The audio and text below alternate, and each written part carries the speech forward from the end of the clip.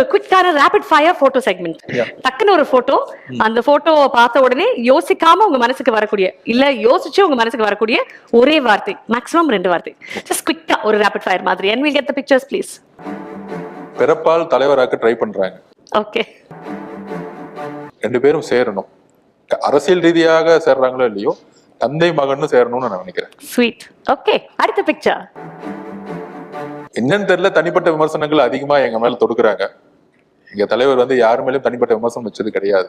வழிகள் வேற வேற இருக்கலாம், பாதைகள் வேற வேற இருக்கலாம். திமுகவை எதிர்த்து மிகப்பெரிய இலங்கை போர்ல இருந்து ஆரம்பிச்சார் அவருடைய இயக்கத்தை. அதுல இருந்து அவர் வேறுபட்டு போற மாதிரி எனக்கு ஒரு ஃபீல் இருக்கு. மற்றபடி கருத்து வேறுபாடுகள் இருக்கலாம், ஆனால் பகை உணர்வு இருக்கக்கூடாதுங்கிறது என்னுடைய வேண்டுகோள். என்னுடைய ஃபவுண்டேஷன் வந்து திமுகவும் திமுக தலைமை கிட்ட தான் வந்துச்சு. அதனாலதான் ஒரு தவறு செய்யும் பொழுது என்னுடைய குரல் வந்து ஃபர்ஸ்டா இருக்கே தவிர தனிப்பட்ட பகையோ இல்ல தனிப்பட்ட விமர்சனங்களோ இல்ல ஒரு எதிர்பார்த்து நடக்காத கோவம் எனக்கு கிடையாது. நம்ம ஒரு சண்டை போட்டோம், மக்கள்கிட்ட உண்மையா இருந்து வெற்றி அடைஞ்சோம், ஆனா திருப்பியும் அதே தவறு செய்யறங்கிற கோவமே தவிர வேற எதுவும் கிடையாது. இந்தியாவோட நம்பிக்கை எதிர்காலம்.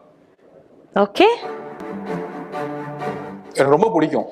ஒரே ஒருத்தடி தான் நான் லைஃப்ல பார்த்தேன். அவங்க இறந்தவொடனே டெல்லி இன்னைக்கு அதிமுக பாஜக அப்படியே போயிருச்சு. கூட்டணினா அவங்க வந்து முடிவு பண்றாங்க. அப்ப ஒரு பெண்ணா தனியா இருந்து டெல்லி அரசியலும் ஃபேஸ் பண்ணி மாநில உரிமைகளும் விட்டு கொடுக்காம, அதுல முக்கியமா 69% ரிசர்வேஷன் பாலிசியை ஹோல்ட் பண்ணி நின்ன அவங்க மேல வந்து என்ன குற்றச்சாட்டுகள் சொன்னாலும் அந்த அம்மாவுடைய அர்ப்பணிப்பும் அந்த ஒரு கமிட்மெண்ட்டும் இருக்குல்ல, எனக்கு வந்து அறிஞர் அண்ணாக்கு அப்புறம் தமிழ்நாட்டுல இவங்கதான் வந்து ஒரு ரொம்ப பிடிச்ச ஒரு ஆளுமை.